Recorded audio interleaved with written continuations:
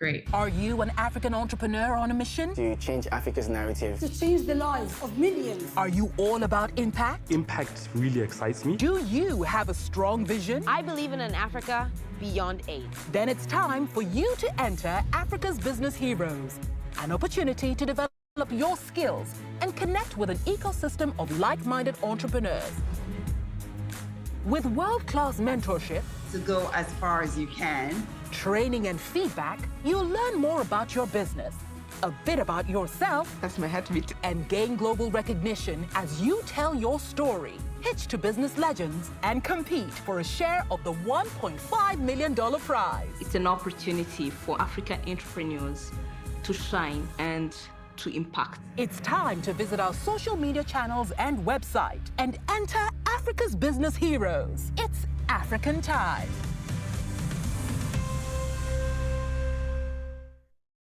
Welcome, welcome, welcome. Now it's time for me to give our formal welcome. Welcome everyone to our ABH ScaleUp event. We're so happy to have you here. As you heard in the video, it's African time, and it's time for us to delve into today's session on relationship building and resilience. At ABH, we're committed to providing enabling opportunities for entrepreneurs and providing you with the tools and platform to scale your business. And the ABH ScaleUp series aims to do exactly this. It aims to deliver practical skills and enable your business that can enable your business operation. Today's session is our second ABH ScaleUp event, and it's focused on two important skills that we think are absolutely pivotal in the long-term success of your business and your entrepreneurial journey. And it's relationship building and resilience. We've brought experts in both topics to provide you with insights and inspiration to help you along your entrepreneurial journey. And we're really excited to have so many of you from different parts of Africa joining today. And I'm sure you can see in the chat, we have people from Zimbabwe, South Africa, Cote d'Ivoire, and we hope we can have a fruitful discussion and that you'll leave today's session feeling both inspired, but also equipped to pursue your entrepreneurial journey and to face the challenges that you may occur along the way. To start off, before we get into the meat of the discussion, we wanted to share a few fun facts as well as various thoughts and opinions on relationship building, and take a look at what people think relationship building is all about, why it matters, before we hear from our expert and have time for questions and answers as well. So let us take some time to look at our screen where we'll look at a few thoughts and opinions on the subject matter of relationship building. Yuhan, over to you.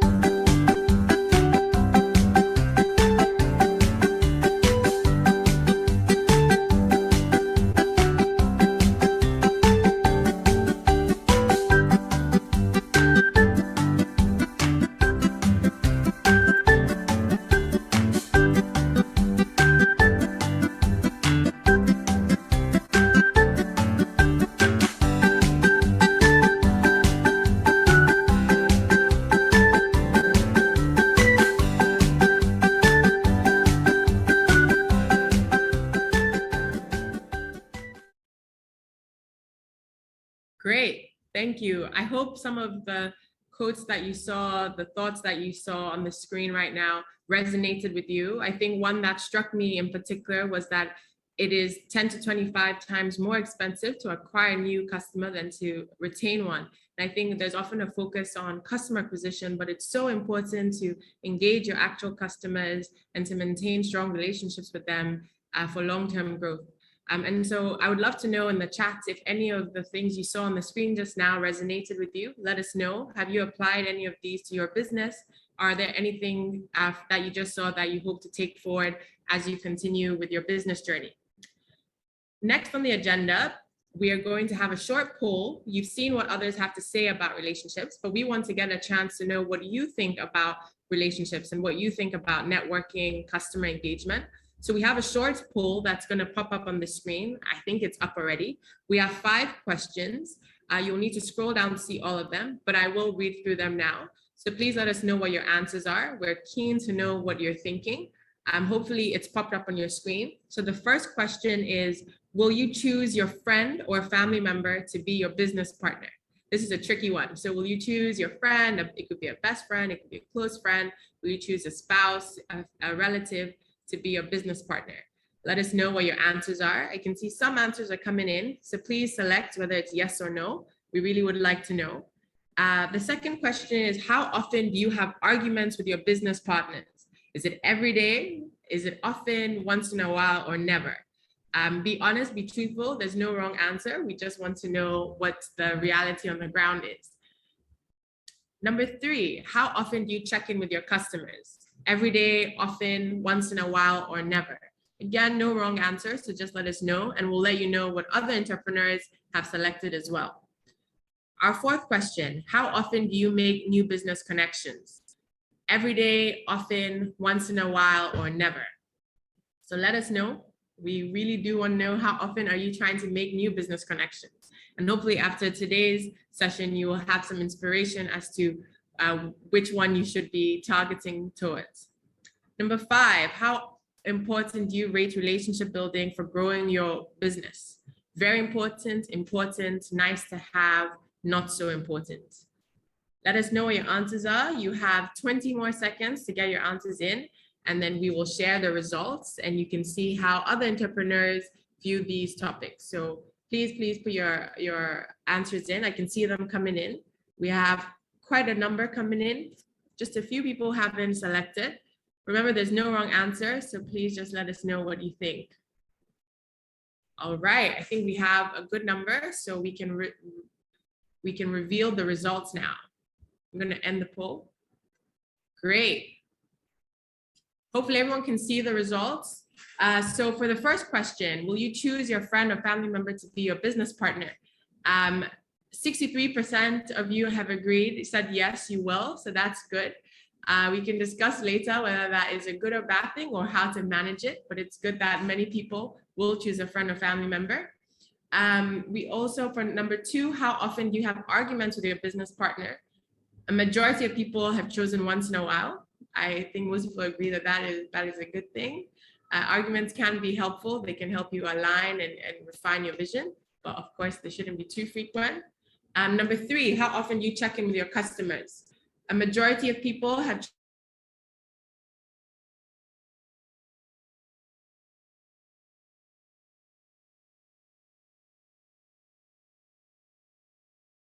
important do you rate relationship building for growing your business?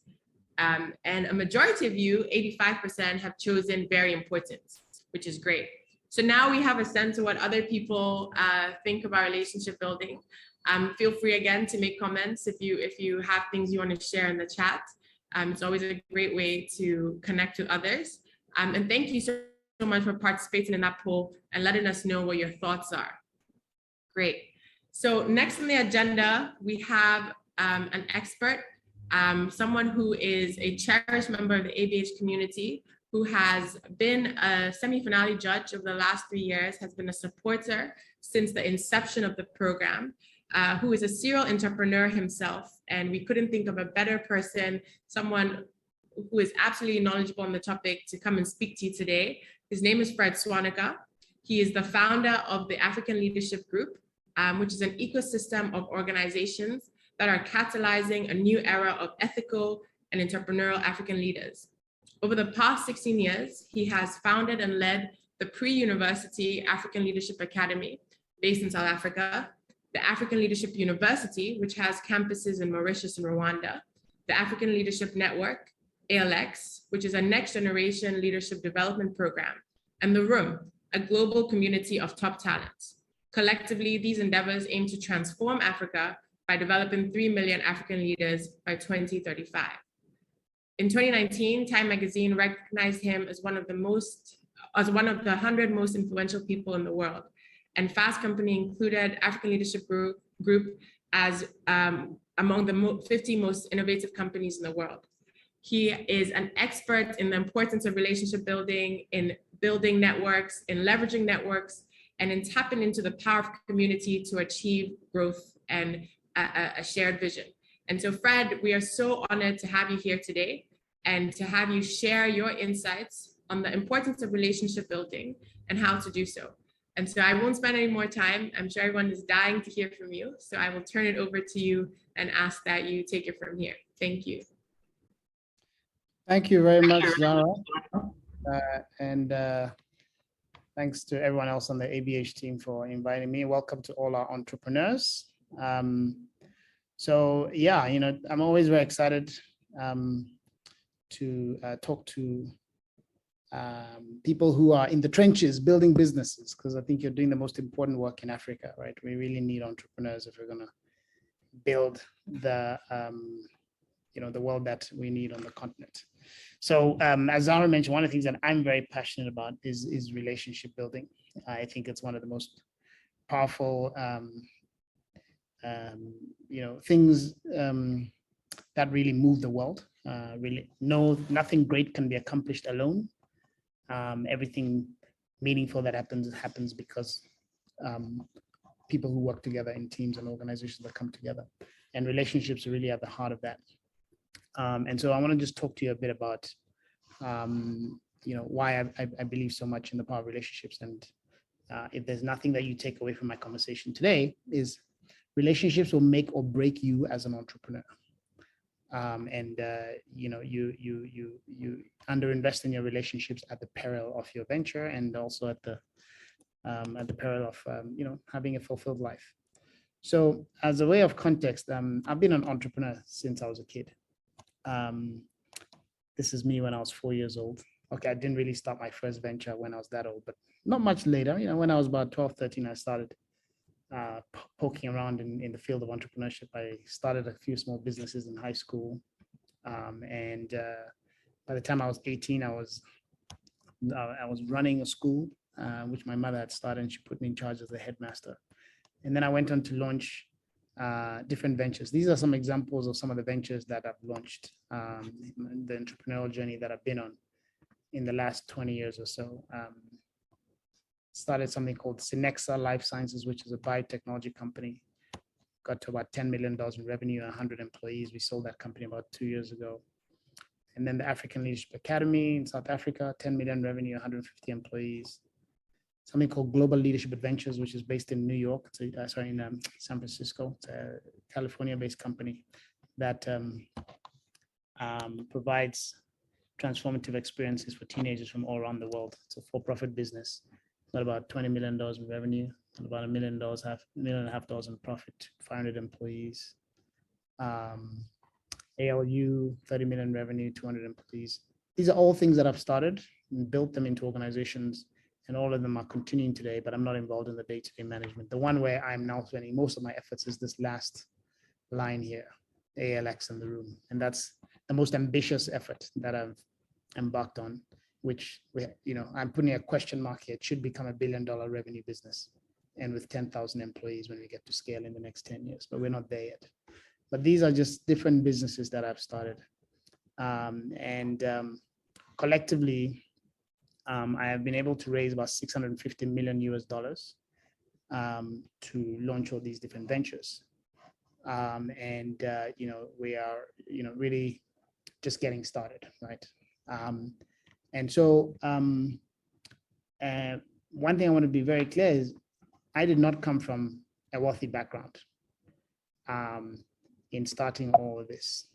I didn't have a rich uncle who could fund all these ventures. I wasn't born into money or anything like that. I came from a middle-class family. My mother was a teacher. First she was a social worker, and then she was a teacher, and my dad was a lawyer, right? But he was a civil servant. He worked for the government, and and yet starting at the age of 18, really, as I mentioned, as an entrepreneur, but beginning more seriously when I was 25, 26, I've been able to build these different ventures. So what have I learned on this journey? I've learned a few things. So one of the things I've learned is that all businesses ultimately are made up of three things, right? You need a big problem that you're trying to solve. And so what's your idea, right? That's going to solve that problem. You need the idea around some insight around a problem, a pain point that you see that people have in society. And then you've got to craft a solution around that idea, right? So that's the thing that you need for your venture to take off. You need capital, right? You need money that can fund your venture, or you need a business model, right, where the cash flow from your business, right, is going to fund your idea. And of course, you might start with just capital that you raise, but ultimately the capital needs to be sustained from your own operations, right? You can't be going to donors or investors all the time. You need to have your own cash flow so that you can grow your business, right? The third thing you need is talent. You need people and teams that can really make your business venture fly, right? And I've highlighted the one in red, talent, because it's the one that I spend most of my time developing. I'm very passionate about talent. And I just see Jafed Maruti just typed in the chat, capital is the major challenge. I would actually disagree. I think that most people in Africa think that capital is the thing that is scarce. In my experience, when you look at the mix of these three things, in the West, capital is abundant, right? There's billions of dollars coming out of, venture capital funds and private equity funds and everything. Talent is also in abundance. There's a lot of talent, university educated people, 80% of people have gotten some form of tertiary education. Harvard Business School graduates 1,000 people every year. There's a lot of talent in the US compared to other parts of the world and in Europe. But what is scarce in those markets is ideas, because so much has already been done. Right? They've been developing their economies for centuries. They've already built all the things that need to be built. So when you now have come up with ideas in the US, they're solving what I call luxury problems, right? They're things that are sometimes fads of the moment. TikTok. I mean, who really in the world needs TikTok? And billion-dollar companies are built out of this, but these are really like the kinds of luxury problems that they're solving in those markets. When you come to a place like Africa, there are big, hairy, audacious problems that we need to solve. We don't have healthcare. We don't have education. We don't have infrastructure. We don't have, enough, we don't have well-developed enough agriculture so that we can feed our people. We don't have energy. There's so many big problems. And these are things that are not going to go away any moment. It's not just a fad of the moment. Long-term, hairy problems that you can devote your career to, and you'll have, if you can crack those problems, you're going to have customers for 30 years. They're not going to go away just because some other, latest thing came along, right? So the ideas are plenty in Africa. You just look under a stone and there's an idea. You're like, oh, there's no hospitals. Maybe I should create hospitals. There's no schools. Maybe I should build schools. There's no consumer credit. Maybe I should create a consumer finance company, fintech. You don't have to be a rocket scientist to come up with some viable business idea in Africa. The capital is actually increasingly available, especially as the rest of the world is aging. They need to go to places where they can get better returns for their investment. And Africa is actually a place that's very attractive to companies with capital providers. But what's scarce is the talent, right? So if you can build great teams, you can really attract the talent that you want. So one of the things I've learned is that, capital is actually quite abundant if you can build a great team. Once you've built a great team, then the question is, how do you actually get the capital that you need, to actually deliver on your venture? And this is really where the power of relationship building comes in.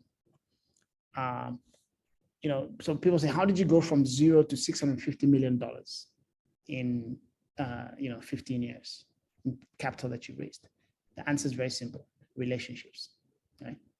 One relationship at a time. And so if you want to know why is relationship building something I should invest my time in, there's the answer: $650 million. That's how much relationships are worth. And so if you're trying to raise $5 million, you're trying to raise $10 million, the answer is always very simple: relationships, relationships, relationships. But the relationships need to be built on substance, right? So there's a very big difference between networking and relationship building. I want you to please not think about networking as relationship building. And I want you to not think about trying to use people for their networks, because that is not relationship building. People can see through you and you will not actually get the result that you want. So what's the difference between relationship building and networking? Can some people type in the chat? What do you think is the difference between relationship building and networking?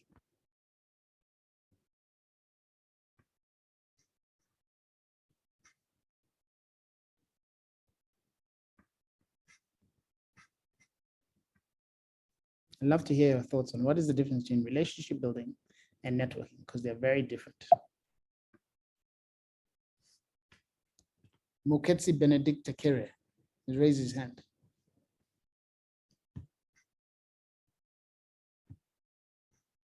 Chibuzo says value creation. What do you mean by value creation? Terence says networking is largely driven by selfish motives. Relationship building is built on serving others. Network is the relationship building with a purpose. Okay, so the way I think about networking is very transactional, right? I'm networking because I have something I want to get from you, right? And I'm going to chase you. I'm going to get to know you just because I want something from you, right? Exactly. I think Gerald describes it very well. Networking is seeking to gain from an immediate point of view. Relationship building is more into mutually beneficial and doesn't always have to involve money. Yes, right? Networking is what I can get. Relationship building is what I can give. Okay, fine. Some good ideas here. But in my experience, the big difference between networking and relationship building is the nature of whether you think of it as a transaction or whether you're trying to build a long-term relationship. And those are different things, right? And so I will encourage you to not do networking and rather invest in relationship building. So one will say, okay, how do you build relationships? And how is that different from just doing transactions and doing networking? Relationship building, in my mind, has 4 steps, right? The first step of relationship building is the connection, right? You go to a party, you're at an event, you're sitting on a train, you meet someone and you have a connection. There's that chemistry between you and the other person. There's something that you find you have in common. Maybe you have some mutual friends, you have some mutual passions, and something that says, this person is interesting, I want to get to know them. And they also feel the same way. You exchange business cards or phone numbers or WhatsApp messages, whatever. That's the first stage, connection. Then the second step to relationship building is repeated interaction, right? You have to follow up with the person you met, call them, have lunch with them, go and see what they do. They come and see what you do. You spend time, you go on walks together, whatever it is, you have coffee. And through the repeated interaction, they get to see who you are and you get to see who they are. You understand each other's values. You understand your passions. You understand your history. And you start to see whether there's someone you can, who does what they say they're going to do, right? Do they have integrity, etc.? Do you have integrity? They see who you are, you see who they are. And most people do not even go from the connection to continuous interaction. 99% of people you meet, you follow up with them, they won't follow up, respond back to you. That means, well, it was a passing connection, right? But exchanging emails, you're seeing each other, and you're still seeing that there's something there. Then it gets to the third stage, which is trust. Once you've had continuous interaction with someone, you get to trust. And once you have trust, that is when you finally now get to a collaboration, right? Which is stage 4. You now collaborate. The person maybe invests in you, they join your board, they open doors to a customer that you might want, they open doors for a government issue you might be facing, and you start to collaborate, but they're collaborating with you in a mutually beneficial way. You're not just taking stuff from them, you're not just using them, right? You're building relationships, right?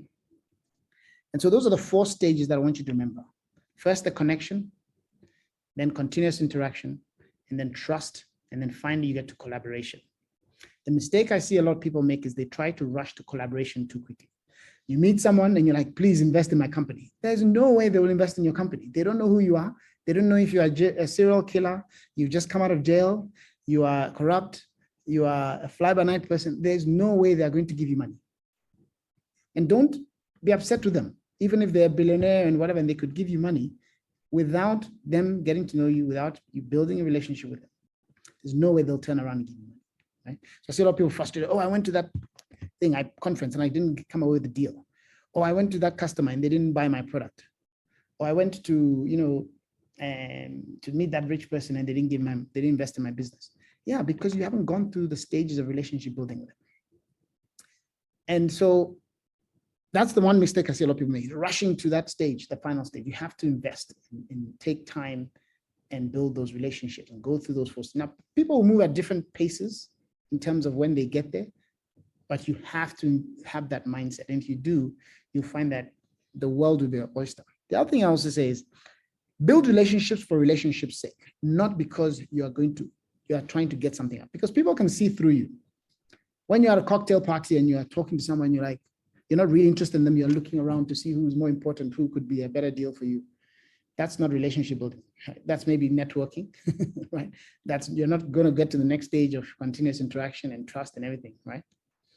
And so 95% of the people that I meet and that I invest in relationships with never end up in anything that benefits me, right? I never do business with them. They don't invest in me. I don't buy stuff from me. I don't do any business with them. But you know what? It makes life so much worth living. It makes life so much richer, right? Because I really believe that life is not about how much money you have, how much fame you have, but it's about who you spend it with, right? And so building relationships enriches your life and make sure that you end up living a really fulfilling life, even if you don't do business with someone, even if you don't benefit from them in that traditional sense, right? So I'll tell you a story that really illustrates, a couple of stories that really illustrates the power of relationship building. I was in Silicon Valley once at a conference, and there were about maybe 200 people in this conference room, and someone walked in who was the billionaire, right? Very wealthy woman in Silicon Valley. It's worth about $20 billion. And everyone rushed to, this person because they were trying to network with them and exchange business cards and whatever. And I walked into the room and I was like, well, okay, I'm not going to go there and be in the field of all those people. I'll try and meet this other person later on. And I just looked around the room and there was a woman sitting at a table, very plainly dressed by herself. She didn't look like she was wearing a fancy suit or Prada bag or anything. She just looked like a normal person. I just went, I sat next to her and started just talking to her and, again, just building relationship just for relationship's sake. I wasn't trying to do a transaction. And we got to talk, and, as we spoke, eventually, after about half an hour, the subject got to the point of, oh, so what do you do? And she asked me, I told her what I do. I said, what do you do? She's like, oh, I work for the family office of, a Silicon Valley person. I said, oh, are they an entrepreneur? I said, yeah, they're an entrepreneur. I said, what kind of business are they in? Sorry, what kind of things do you invest in? So we support, we like businesses in this area and this area. And one of the things she mentioned is that they also give money to things in Parkinson's research and things like that.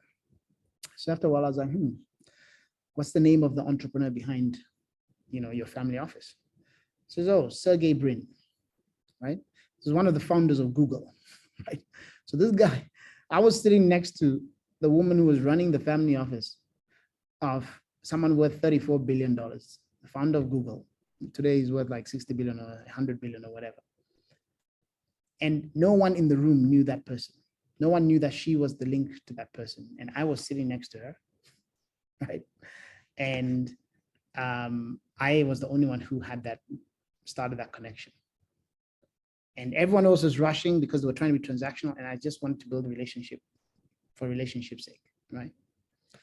And, we exchanged numbers and whatever, but I didn't follow up. We followed up once or twice, but there was no real opportunities for us to do the continuous interaction. And we didn't really have any other reasons to continue building the relationship, right? But again, if there had been some reason for us to do that, I would have had a relationship with directly to the founder of Google, and we could have done some great business, right? But again, I don't think that was the point of that story is really just showing you how when you invest in relationship building for relationship building sake, the kind of opportunities that open up for you and how the world can then conspire to allow you to really fulfill your dreams and you can raise enormous amounts of capital, enormous amounts of, get access to customers and all the things that you might want to be doing as an entrepreneur, right? And I didn't chase this person to try and force a transaction, right? And they're just part of my network. Yes, if I want to one day get to the founder of Google, I know this woman, right? But if we haven't found a reason for me to do that, it's fine. Just build relationships for relationships' sake, right?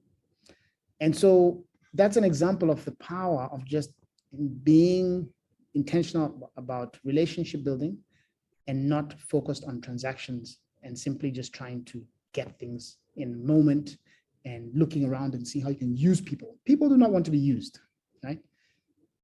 And they can see through you if that's all that you're trying to do. Right? And so, that's just one example of how this mindset of relationship building and going out and just building relationship for relationship's sake. Today, this methodology has led me to meet all kinds of people. I have met Barack Obama, I've met Bill Gates, I've met, everyone you can think of, right? Mo Ibrahim, all these people that I have now got in my community of, people that I know. And it's simply by just investing in relationships, not trying to do transactions, right? The final thing I'll talk about is the importance of relationship building with your team and with your co-founders, right? It's as important to invest in relationship building inside the organization as it is to invest in relationship building outside of it. One of the temptations as a founder is a lot of pressure and you're trying to raise money all the time and you're trying to get customers and you're spending time going out and you're only focused outside of the organization on your on the relationship, on trying to build relationships with things that you think will grow your business, right? That's a very dangerous thing to do because the people who are within your organization as well do not want to be treated like things that are just tools to be used for your purpose, right? It's important to build relationships with people and to show that you care about them as much as you care about what they can do to your company, right? So the same 4 steps of relationship building, you can apply them to external, partners, stakeholders, your funders, your potential investors, your potential customers, everything, but you should also be applying them internally to your own team, getting to know them, just to get to know them, so you can spending time with them, building through continuous interaction, getting to trust. And then from trust, you get to collaboration. And then those people will work much harder for you than you can ever imagine, because they understand that you care about them as people, not just as tools and assets to achieve something. And once you build that relationship with your staff, they will go over and above for you. They will work much harder than you ever expected, because they now see that you see them as a person, not just as something to use, right? For your end goals. Right? So I'll stop there, but really, again, underscoring that, people ask me, oh, can you connect me to someone because you know this people? Yeah, I can connect, even if I connect you, you're not going to get what you want, because that is not how the world works. Invest in relationships, right? And so it's that simple. This is really the answer to one of the things that I think many of you stress about. And I hope today you've got some very practical steps about how you can do this. And that, and I encourage you again to invest in relationship building. It is, and just when you think you don't have time to invest in relationship building because you're so busy, is exactly when you should be investing in relationships, right? And the world will just open up. All right, we'll take some questions now, I guess, right?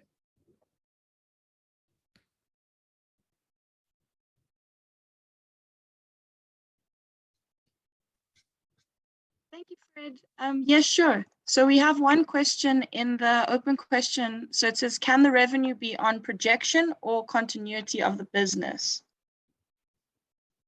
I'm not sure I understand that question. Okay, Ibrahim, can you just post what you mean in the chat? I think I'm back.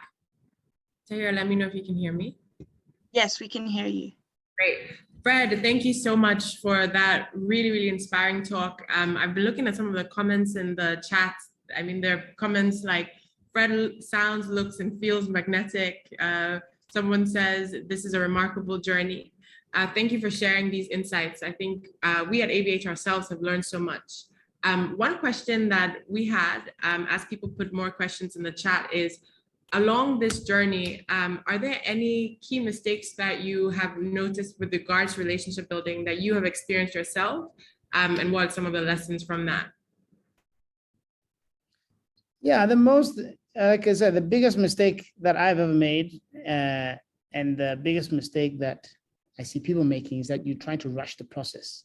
You try to get to stage 4, right?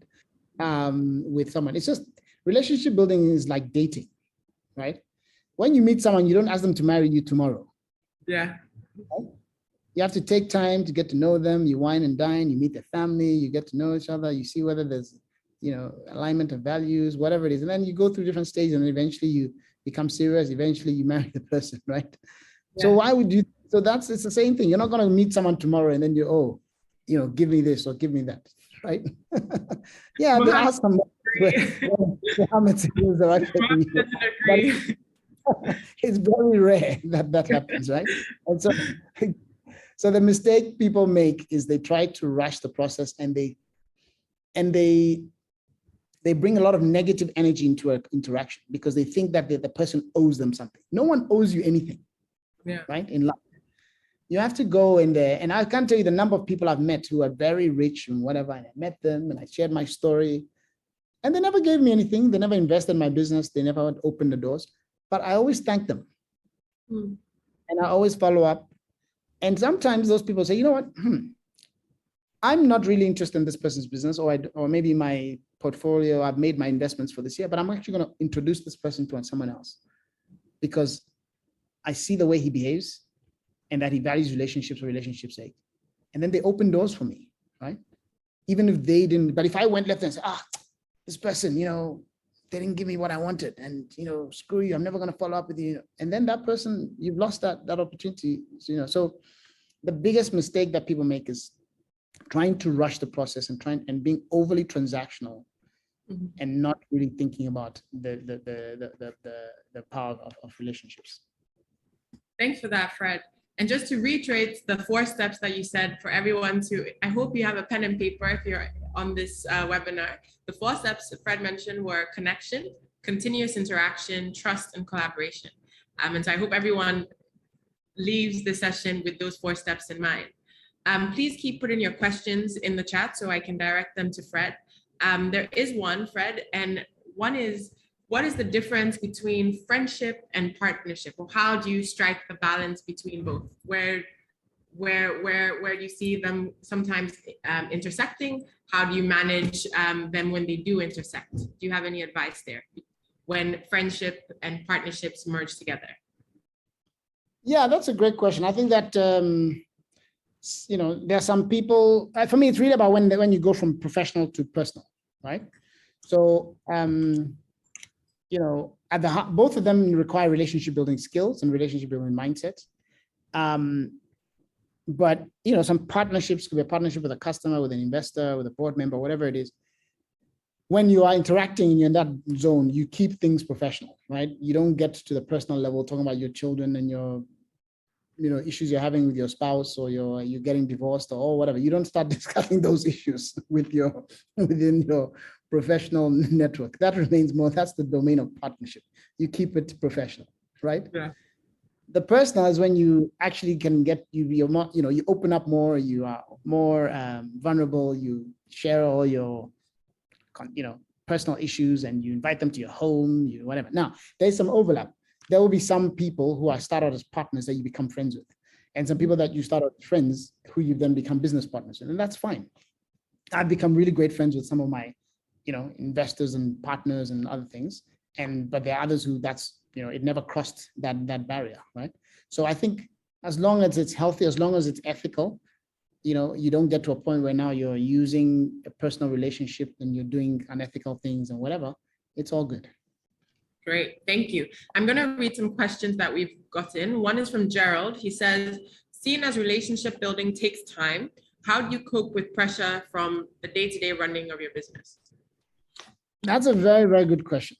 I can tell you the number of times when I was about to run out of cash and I needed the money, and I went to see someone, and I judged the situation, and I realized that they were not ready for me to ask them for investment or whatever I needed, or the loan or whatever. And I can't tell you how much it pains me to just hold back from asking in those moments, right? But every single time that I did that, the next day I would meet someone who, because I'd been cultivating them in a relationship for previous months or whatever, they were ready, right? And the money would come or whatever, right? So I would say always, always, always prioritize the relationship over the short-term transaction, right? And collectively, if you have enough relationships, the things that you need will come at the right time. I can't tell you how many times I'm like, man, I need to get a COO, I need a CFO, I need this critical person. And then I go to a lunch, and then my friend is the CFO and they're looking for a job. I'm like, what? Right there, what I need is right there, Yeah. Or we're just about to run out of money and I'm stressed. And then I go to some party, I go and I invest in my relationship. And then someone's like, oh yeah, they love what you're doing, they want to invest in you. So if you invest in relationship building, you have such a web of relationships that, the things that you need will come at the right time. Whether it's a customer, you need an introduction to a government, funding, whatever, it will come at the right time. But for any individual one, make sure that you are going at the right pace. When you collectively put it together. So my advice is to make sure you have such a deep pool of relationships, and that you maintain your relationship so well that your community will always carry you through all the dark moments, and all the challenges and all the pressures of being an entrepreneur. The things will come when you need them. But when you don't invest in your relationship, and then you are alone, and then you are, this lone ranger, and you think the whole world is against you, and you're blaming the world for not giving you the capital, blaming the world for not giving you your customers. And that's because you're not investing in relationships. So that's nothing else. Yeah. I think something that I've heard throughout what you've said is the importance of patience, right? And also just being resilient, which is something we'll get to later. And exactly. Gerald, I think one thing that Fred said that also resonates with me is, yes, we may be busy, but you heard him mention, he talked about going to lunch and then meeting someone, or going to a party. So I think it's also important, to find that time to invest in relationships, invest in having a good time, and those relationships and connections will form organically. So thank you, Fred. I think you've given our entrepreneurs some motivation and inspiration to ensure that they put their hats down and they have time to enjoy the things they like, and hopefully that will build relationships for them as well. Absolutely. Make time to go on vacation, make time to go to that party, make time to, go to that lunch, because those investments and the space away from your business often solve the problem you are facing. So if you are really, really stressed and you think I don't have time to hire, or you don't have time to, to invest in what you think is a fluffy relationship building, investing in the relationship often solves the problem that's causing you the stress in the first place. I like that. I like that. We have a question from Terrence. He says, where do you think this entitlement to get help from other people, particularly rich people, comes from? I think that's a bit of a deep question, but that is the question we have from Terrence. Yeah, I mean, I think that I don't know how it is, but there's unfortunately many people go through the world and believe that because maybe they're disadvantaged or, and this may actually be coming from the aid mentality that we have in Africa, where, people come and give us a lot of things, right? And so, when you then are in a position where you meet someone who has a lot of things, you somehow think that the person owes you that, right? And that they have to give it to you. And, and so I think that part of it might be part of our history or experience in the past. I think the other thing is also, everyone thinks that their idea is the best idea in the world, right? Every entrepreneur thinks, of course, this is amazing. This is the best venture. It's going to be worth $1 billion, right? And that's what makes us entrepreneurs. We have to be optimistic. We have to, dream and believe that we've got the best solution. But you must remember that person that you're meeting every day is meeting 100 people like you. And they've seen a lot of people who, have tried these things and they failed and whatnot. So as far as they see you, maybe your idea is, is not as great as you think. So the thing you need to realize as an entrepreneur is you're not as pretty as you think you are. You're not as good looking as you think you are, right? Your venture is not as great as you think it is. And most people actually see you differently than what you see yourself, right? And so when you have that humility and you realize that, okay, I need to deliver, I need to prove. And of course, the more and more you prove yourself, the more and more you deliver results, the more you actually build great products, the more you get your business going and the revenue, then you can have more and more confidence and you can have, okay, yes, actually, I am really, doing something that is exceptional. And then, you can start to see and maybe expect some more people to actually back you and whatever. But, don't go in with expectations that you are great. Prove that you're great. Build a track record. And then your greatness will then attract more resources, right? But you have to deliver first. No one owes you anything until you have delivered. Deliver first, then you'll start to see more and more people supporting you. But if you haven't done anything and you think, oh, you've got a great idea, so people must back you, because no, there's a million other entrepreneurs who are also looking for funding. And the way you distinguish yourself is by getting stuff done. So Africa has too many talkers and not enough doers, right? So the minute you start doing things and building, and it could be small, start small, right? You've got a big dream, but start small. Get it done in that tiny way. Then you do a little bit bigger. Then you do a little bit bigger. And every time you're just delivering, right? And that's how you then get the credibility to then now more and more people. I can remember the early days when I went around and I was telling people, oh, I'm starting a small school in South Africa and this. Most people just wrote me off. So, who's this 27-year-old person who thinks he's got all these big ideas, But today, when I walk into the room, it's a very different story because I've done it. They've seen what I've delivered, right? And so, people come to me now and they say, I would like to, last year, someone came to me and said, I want to invest $50 million in you. I didn't ask for it. I've never even met this person because they knew who I was. They saw they've been watching me, what I'm doing, and then it came to me, right? But that's because I've delivered things and they've seen what I've done. So you need to do that first. And until you've done that, no one owes you anything. I love that. Let your track record speak for itself. We have so many questions, Fred. Do you have time for 2 more? Yeah, I can do 2 more questions. Okay. All right. So there's one question from Coco from Ghana, and she says, we're advised to network. So how does networking fit into the relationship building continuum? Maybe Coco wasn't there in the beginning of my talk. One of the points I was making is that networking is not relationship building. And I'd like you to banish that word from your head. Networking is transactional. It is about go and get things and get business cards and try and do things now. Relationship building is medium term, is long term, and it goes through those 4 steps, right? Connection, continuous interaction, trust, and then collaboration.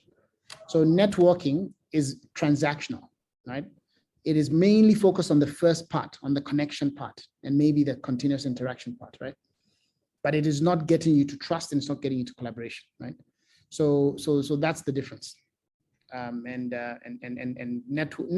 elements of networking in a relationship, but don't think that networking and relationship are the same thing. Thank you.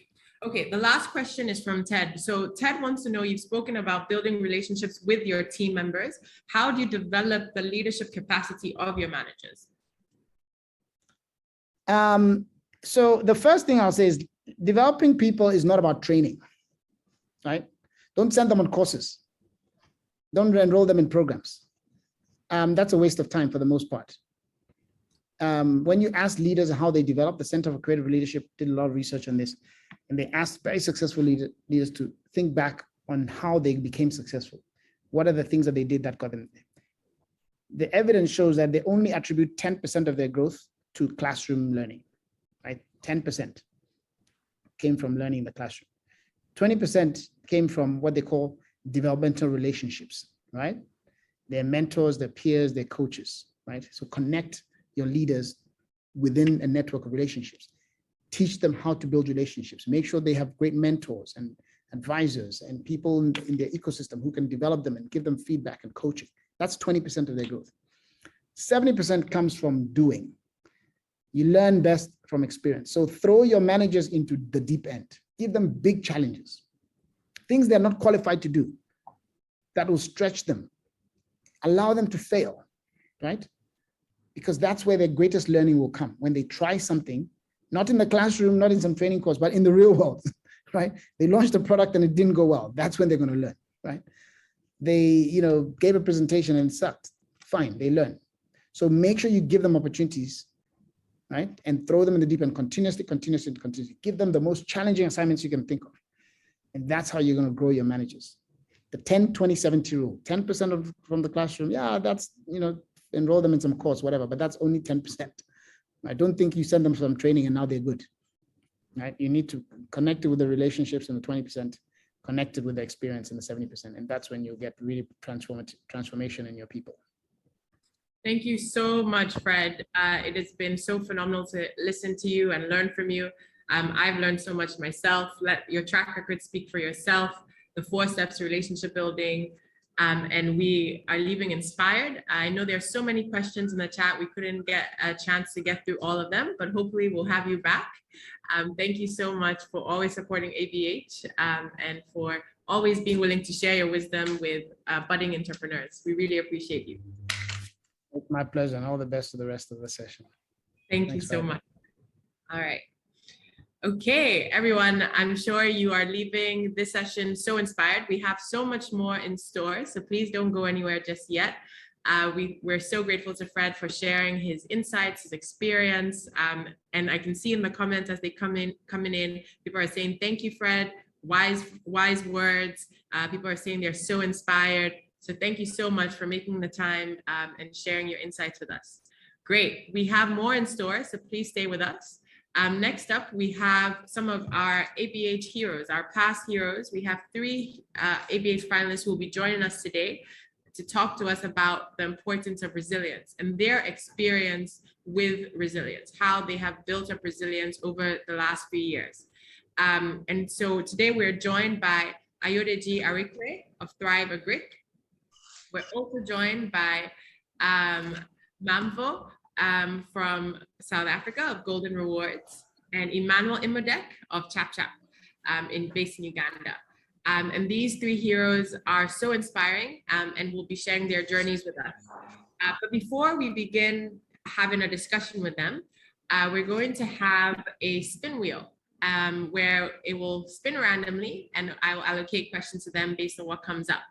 So stay with us as we see the spin wheel and we direct the questions to our heroes.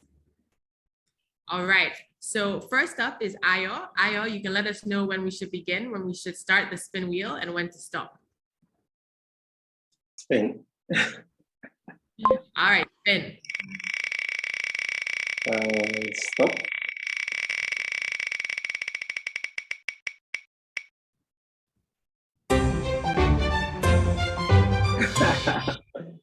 All right, Ayo. So finish the sentence. If there were no COVID-19, I would. What would you do, Ayo?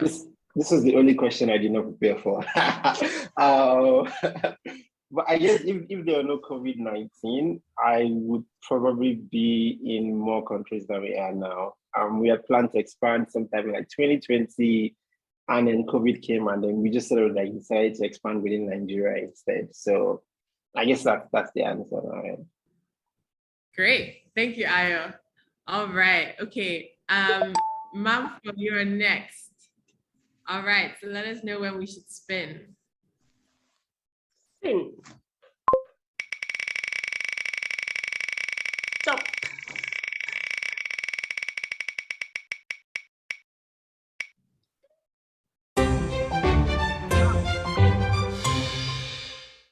Great. Mampho, your question is, as an entrepreneur, what is something you tried that nobody noticed?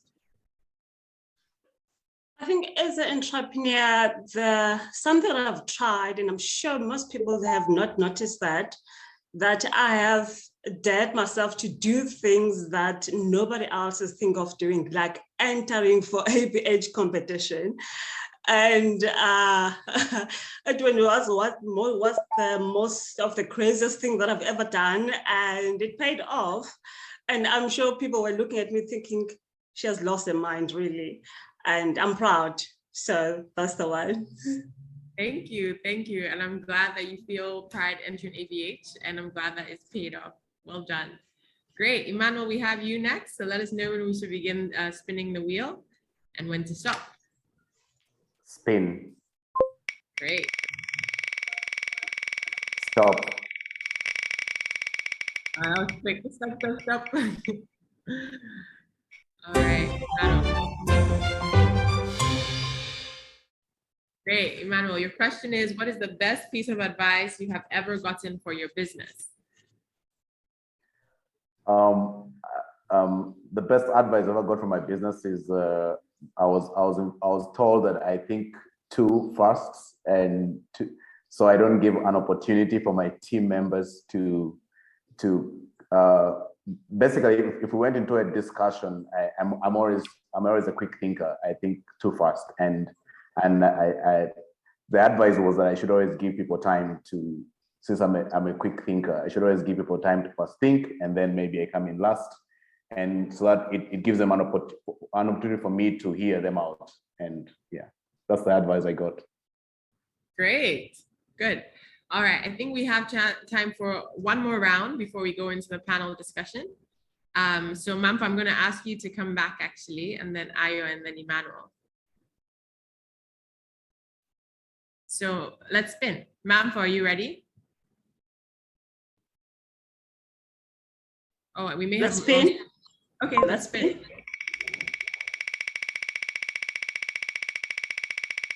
Stop. Stop. All right, let's see what the question is. Right, so the question is, what is something you have had to sacrifice to be resilient? That's a difficult one. I think, wow, I think it's pride. It's pride. So I have to sacrifice that. And I have to also understand that the world does not owe me anything, as Fred said. And I have to sacrifice that. I also say I have to sacrifice fear. You know, that fear that keeps you holding you back. So those are the things that I had to make sure that I sacrifice to be resilient. Thank you. Great, thank you so much. All right, Ayo, you're up next. One of two questions left. Are you ready? All right, spin. Yes. Great.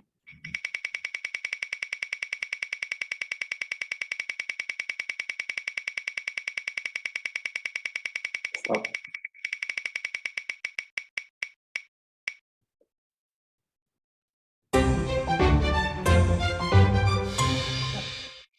Okay, this I did prepare for. Tough one. So who do you think is the most resilient person and why? I mean, like this is easy, right? And not patronizing, but definitely has to be Japan, right? Like just thinking to like how the business is built, the challenges over like the last 1 year. And then I mean the fact that ABH is still alive in the midst of that, like truly significant. So yeah, it would be my choice. Great. Good stuff. Okay, so Jack is the most resilient person to you. Emmanuel, let us see what question is left for you. So we'll just stop because there's only one left.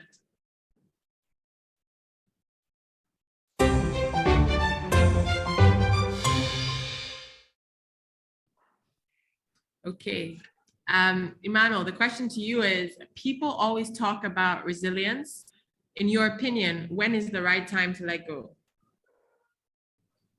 I believe there's a moment in time when you believe you've given it your all and probably consulted, tried every trick, and you felt that you've done your best. I think that's the moment to let go and probably take the experience in that failure and to another venture, and probably will be helpful. Great, thank you so much, Emmanuel. I hope everyone has learned a little from our heroes, our finalists, as they've shared some of their views on resilience. Now, before we get started into with a panel discussion, I would like to ask them to all quickly introduce themselves in just one sentence and tell us what their businesses does. And for all of you who are joining, please feel free to use the chat to let us know the questions that you have, because there'll be a chance for us to direct those questions to our heroes. So ladies first, Mampho, I'm going to ask you to go and let us know what Golden Rewards does and who Mampho is.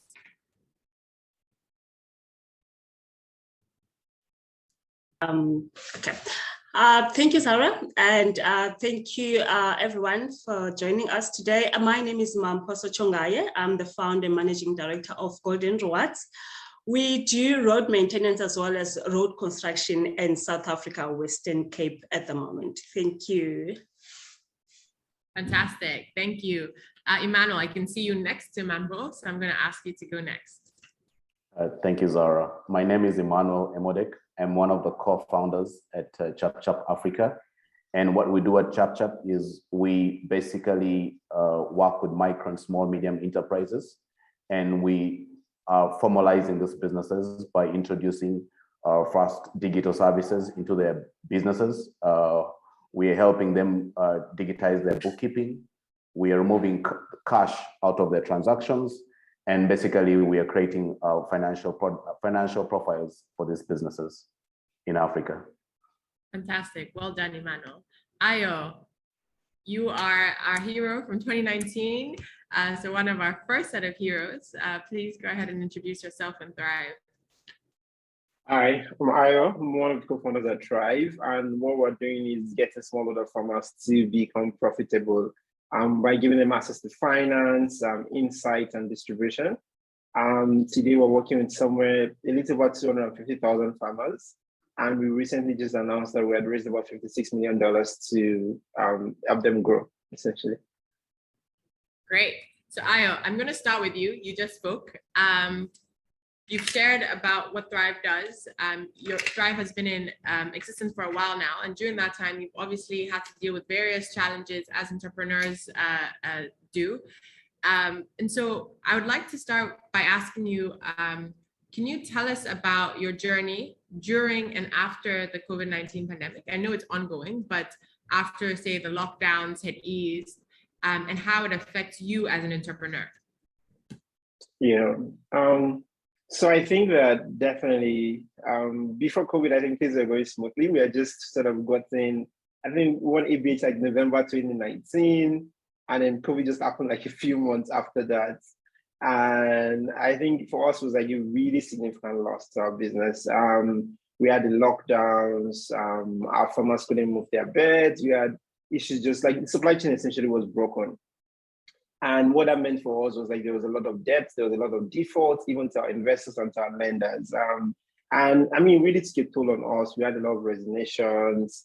It looked like it was going to be a terrible year. I remember one particular night, and then we moved to the office. So I, my co-founder, and a couple of people, just to ensure that we're working like 24/7 to still keep the company alive.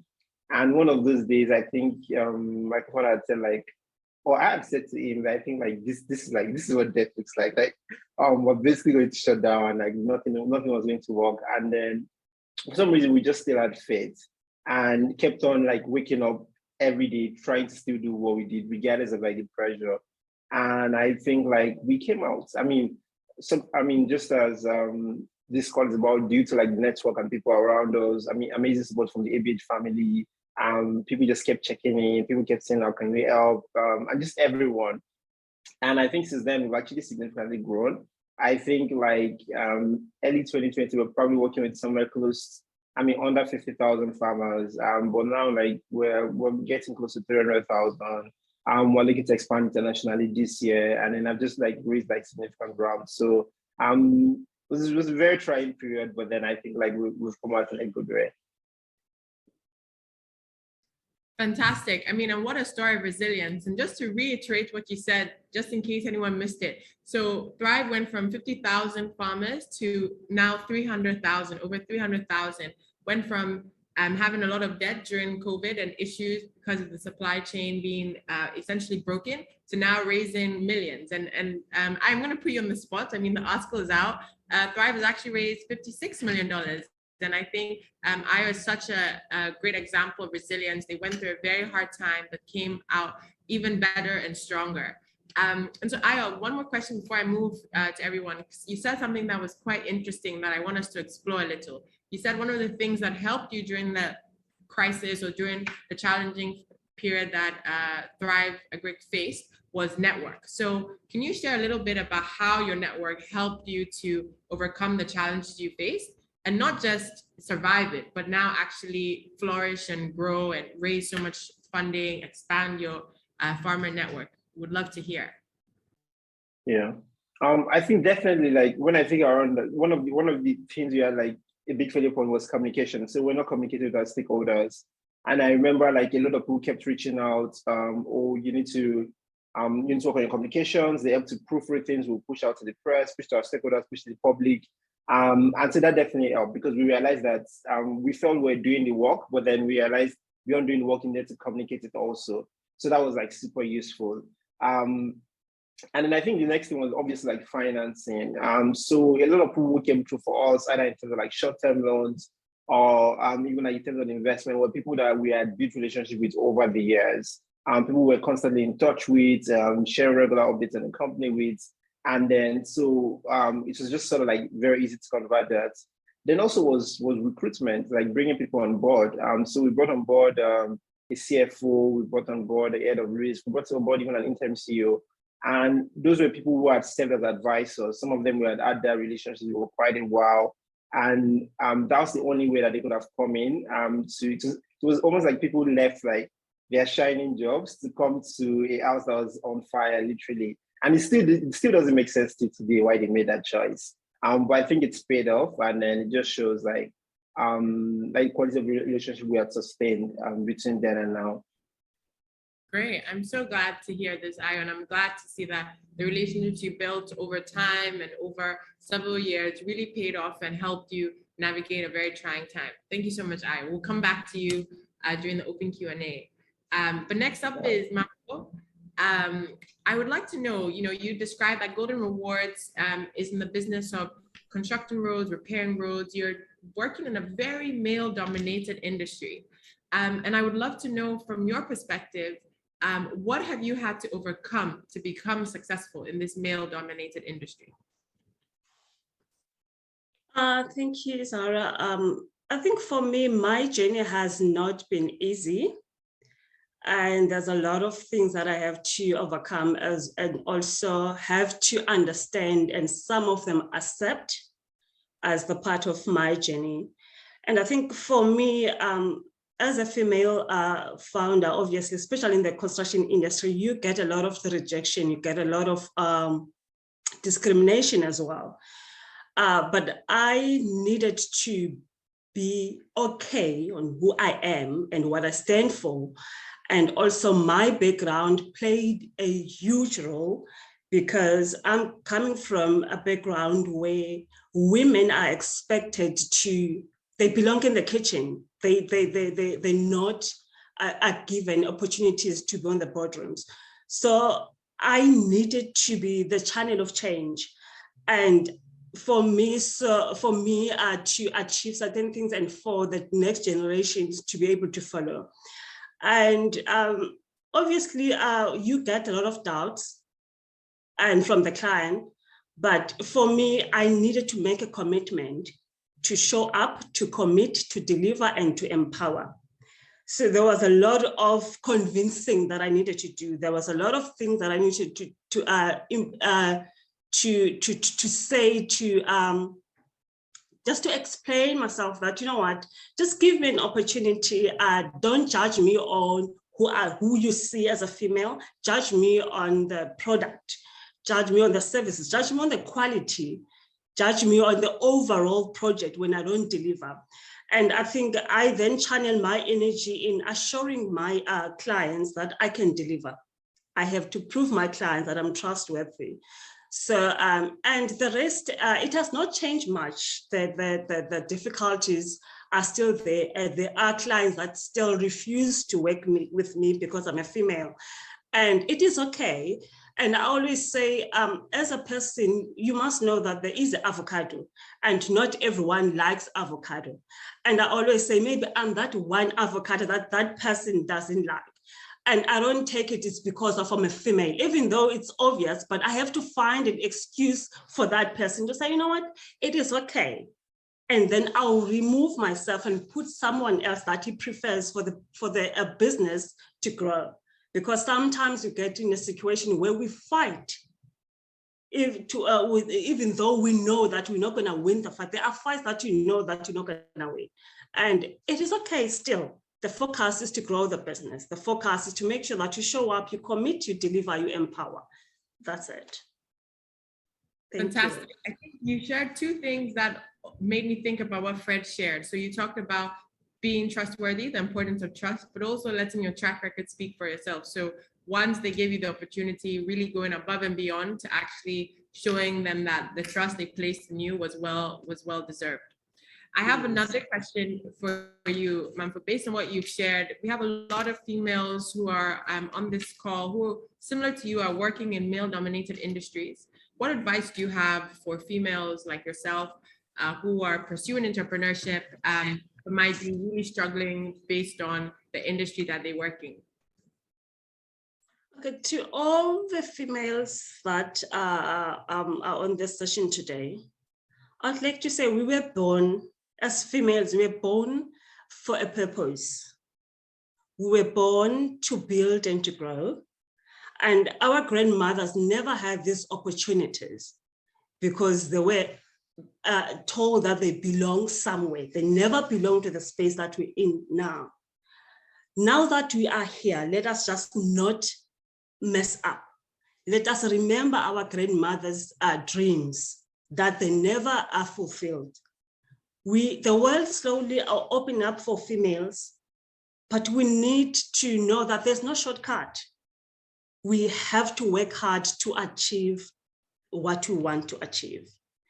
And also, we have to also remember when you do not deliver as a woman, remember the road that some of us have traveled, the pain that we have to take, and the sacrifices we have to make for the next generation. And if one person failed to deliver, then as a woman, we'll be regarded as failures. Remember, the world does not owe us anything, but we owe it to ourselves to prove to the world that we can do it. So we have to also, there is fear of failure, fear of just of not wanting to fail. It is okay. It is really okay. And also do not look at the male counterparts as enemies. Not all males don't want to work with us. My biggest cheerleaders, as I'm sitting here, they're males. But I've worked very hard to build that relationship, to say, you know what, for me to move forward, I really need you by my side because you've traveled the road. the world also have opened up way before me. So walk with me. You must be there when I fall. And the unfortunate part about us as women is that we pull each other down.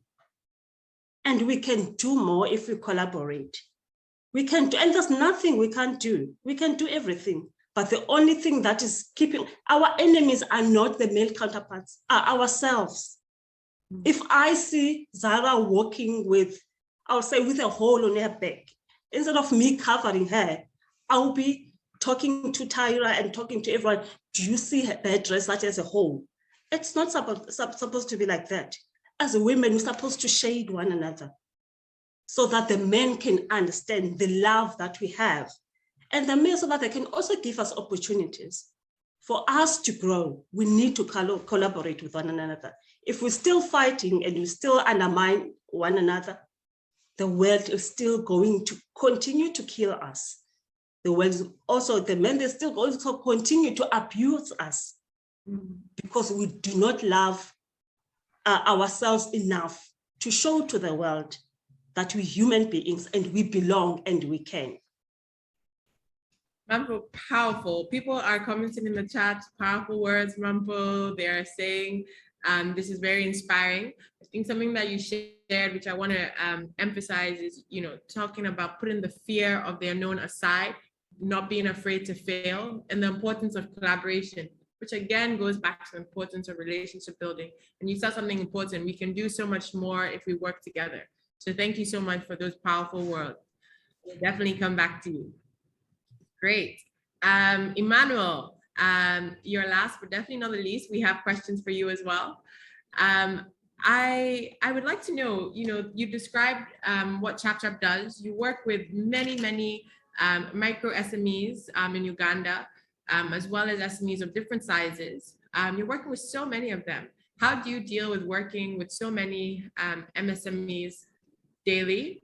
And is it sometimes overwhelming?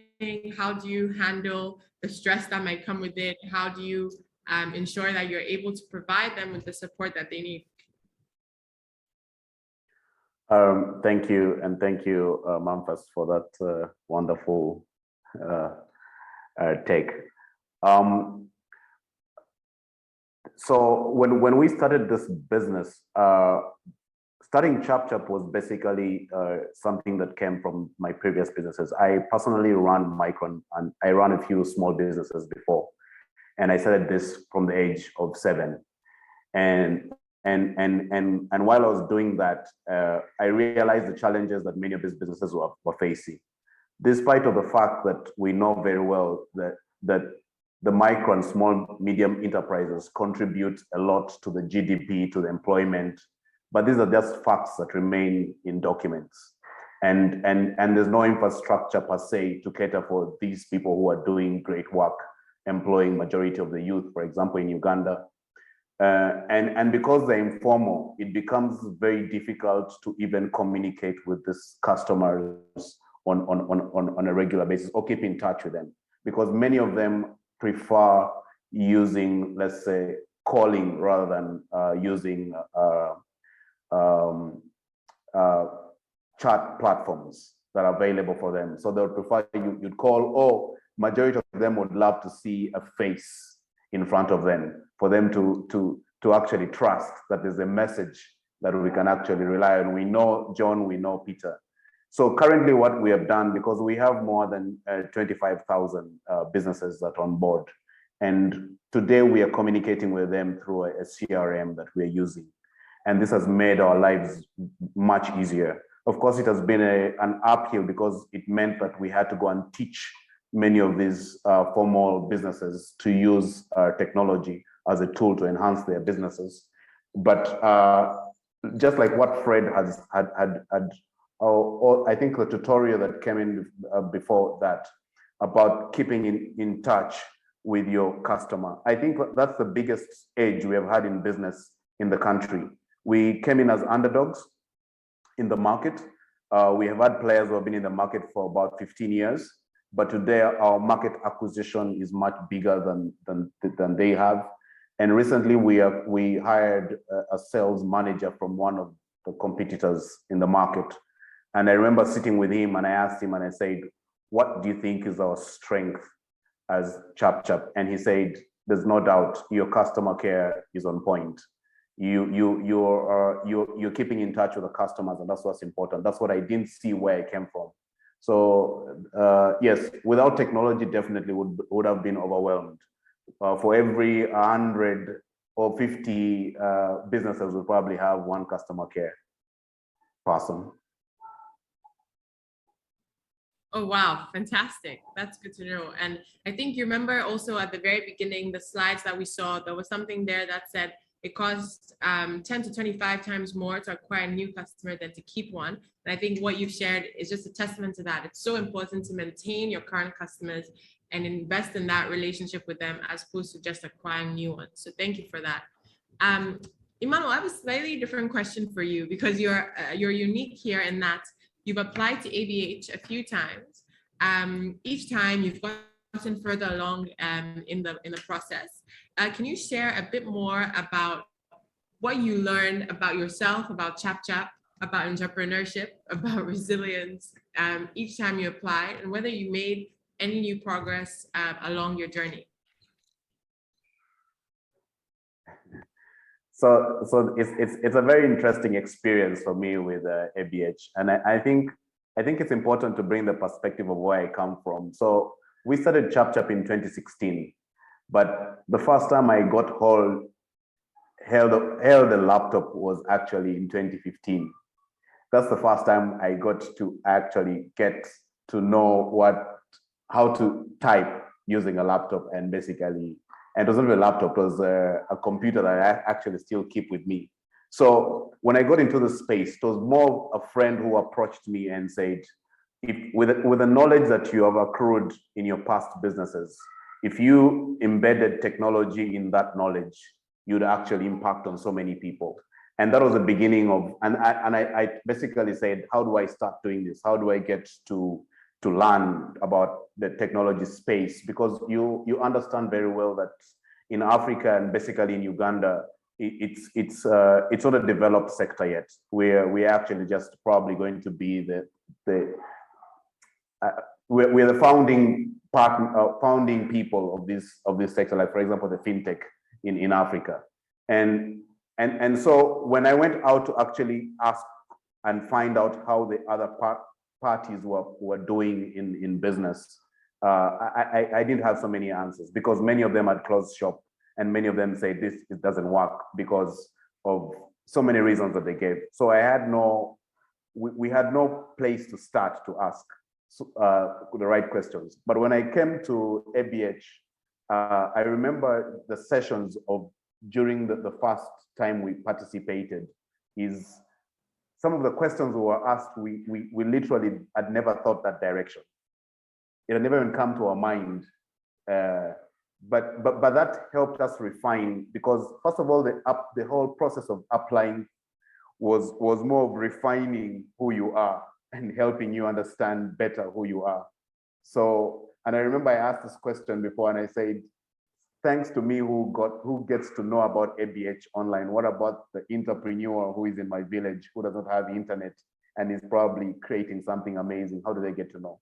So when we didn't go through the first time, we actually took long to apply for the second round. But the question I always throw in my mind is, what do I lose? If I applied the first and I didn't make it, what do I lose if I apply the second time? And for me, it was more, I gain more, because I get to meet different judges who get to give me different opinions about the business and our growth. So the first time we participated, we had done about 10 million in revenue. The second time we participated, we did about 50 million in revenue. So we grew 5 times our revenue. And that was something amazing. And all these were basically comments and suggestions and the willingness from the team to help and guide and point us to the right direction.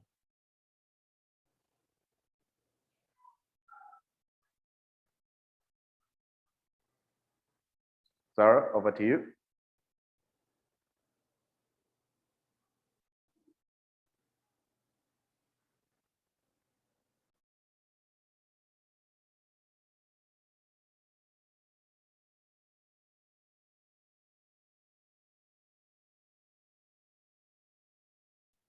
Sorry, I think we just lost Zara briefly, but thank you so much, Emmanuel. That was really, really interesting. She'll be coming back in a minute, but I'm going to hand back to you because we have a question in the chat. So, Emmanuel, how do you cope with power supply issues to power your customers' gadgets? So we have never had that even as a comment coming from our customers of power. Maybe because maybe I don't get the question, but we've never had challenges with our customers when it comes to powering because they're using their smartphones to do these transactions. Thank you. Great, I'm back. Sorry, speaking of power, I had a slight internet issue, but I'm back now. Emmanuel, thanks for all that you shared. I want to encourage everyone on the call to please keep your questions coming. We'll have time for a few questions. But while we wait to see a few more, Ayo, there's one for you. It says, when you were faced with a financial crisis, how did you persuade your customers and investors to trust you? To be honest, I learned it. Just learn to communicate and be transparent. I don't think we did a great job at the beginning. But I think with time, we like people advising, we just communicated and we're transparent. And then just like sort of, yeah, I think that was it mostly. Then also beyond communicating and being transparent, people also wanted to see changes. So they said, we brought in some additional members of the team. We reviewed our risk framework, and we went through that process. We actually even built like a whole new portal for people to actually like track things as they happen on the go. So I'll say communication and transparency, definitely. Great, thank you. There's one question coming. Oh, well, it's a comment. Thank you, Ayo. There's a question. There's a comment for you, Emmanuel, which is in interesting growth updates. So thank you so much, Emmanuel, for what you shared. Ayo as well. Mampho, I have one question for you as well. Could you just share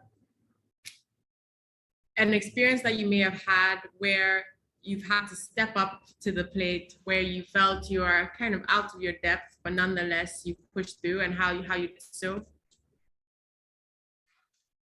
Thank you, Zara. You know, when you are running a business, there are times that you feel like you're not gonna live for another day because of everything. It just becomes too much, and because also we not just running businesses, but we're also running our households as well. So there are times like you have to be make sure that you're at work, but at the same time you cannot commit to the family as well, and you are this absent mother. But as well as also with the challenges at work, there are times that you just feel like, you know what, if I didn't believe in what I'm doing, I was just gonna quit. And yeah, then it's okay. I can go and can be employed somewhere else. But I think because of my why, and also sometimes fear of failure can be also plays a good role when in times like that, because you push very hard to make sure that you live to see another day. And also just to have faith, and also be surrounded with people that are positive thinking. Do things that we've been postponing, take a break if needs be, so that you can just go back and fuel. Do things that will really change your mood and your thinking. And also with that, the mentors, even your competitors as well. If you feel like it's too much, sometimes they're not just competitors, they've traveled the route that you've traveled now, and they do have an experience of how things can be approached. So there's a lot of things, and also the lot of support that one can also look at, tap at. There's Fred. Also, I'm lucky, I've got the room. So if I feel like things are just not going my way, I can always step into that space and say, you know what, Daniel, I need help. So for me, I'm fortunate enough to have that support, and also as well that I speak a lot. So if I'm frustrated, you definitely know that right now Mampho is not feeling herself, so that I just let go so that I can get advices from other people. I like to learn.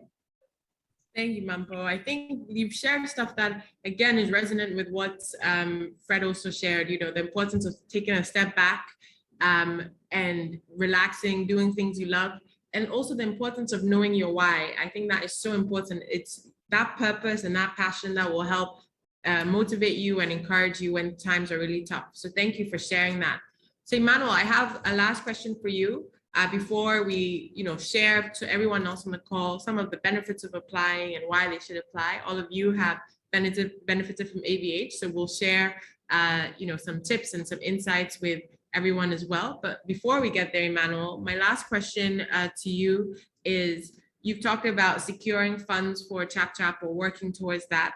So after you secure funds this year, what is your next step to grow ChapChap?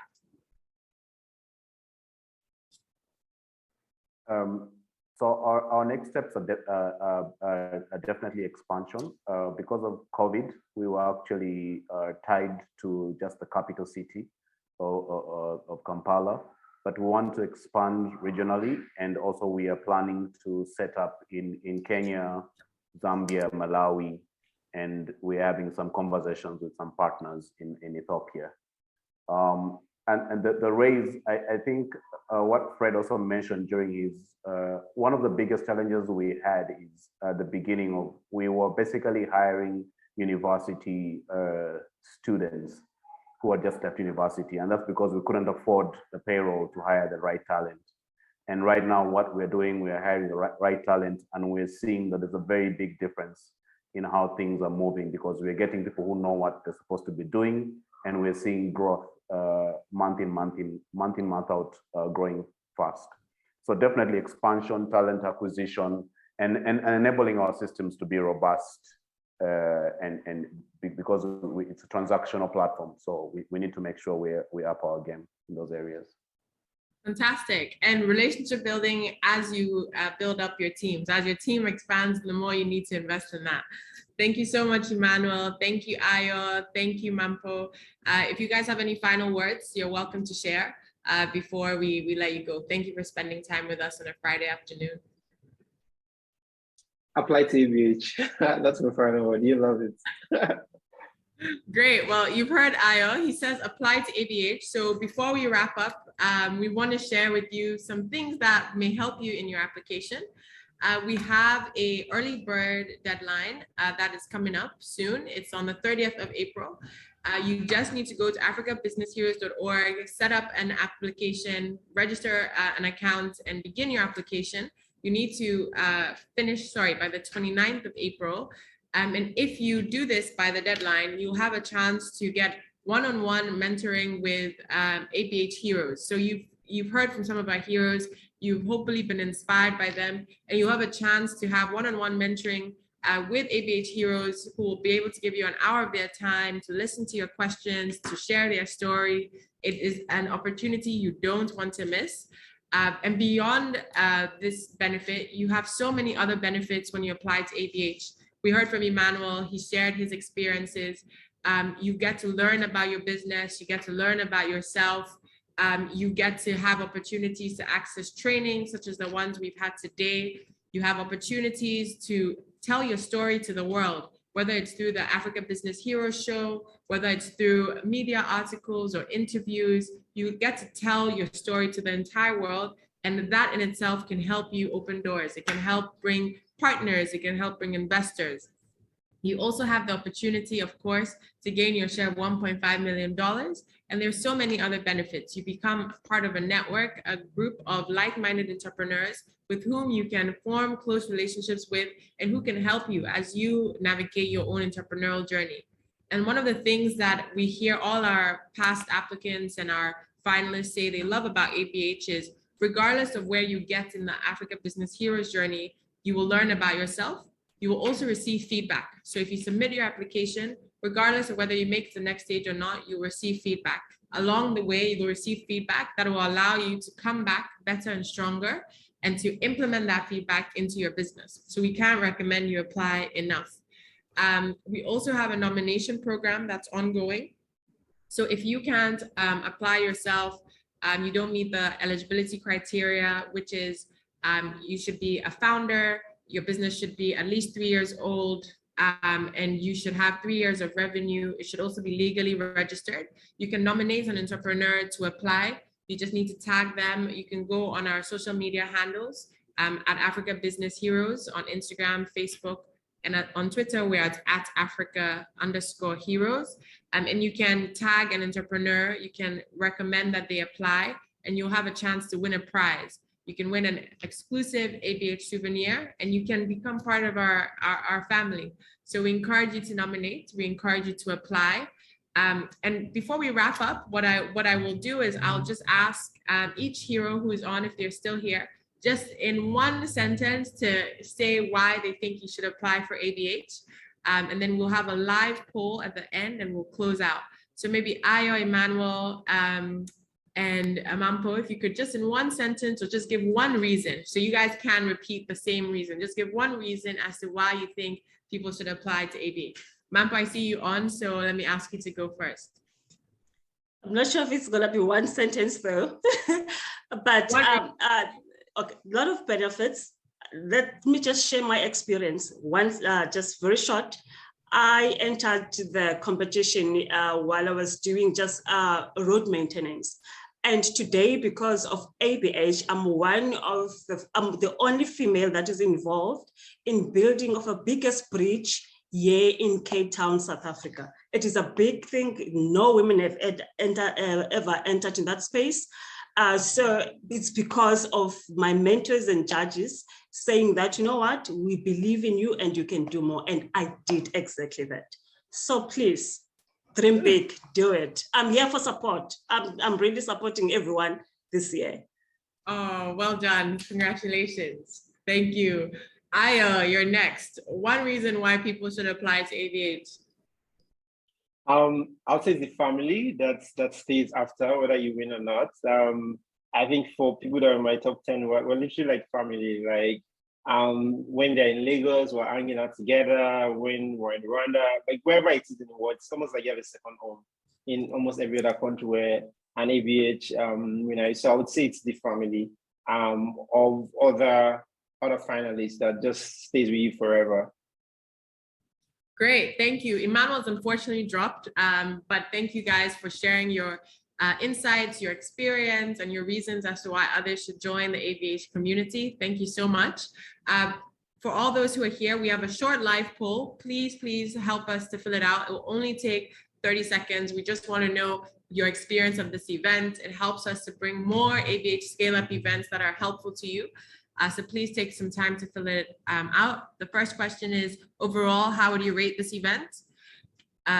Second is, how interactive and fun would you rate this event?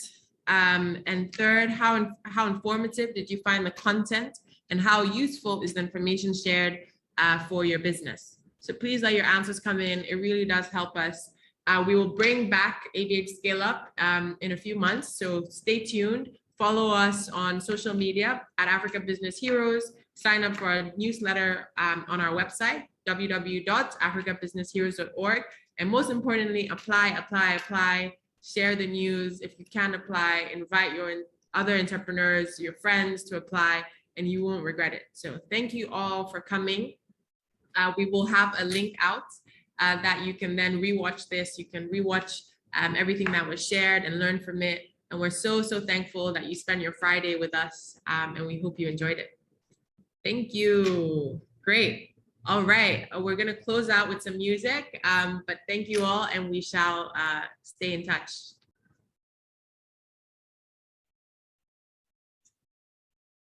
Great, thank you. Goodbye, everyone. Happy Friday. Happy Friday. Bye, everyone. Thank you so much. Thank you. Thanks, Mampho. Okay. Bye, Thanks. everyone. I'm gonna end the session now.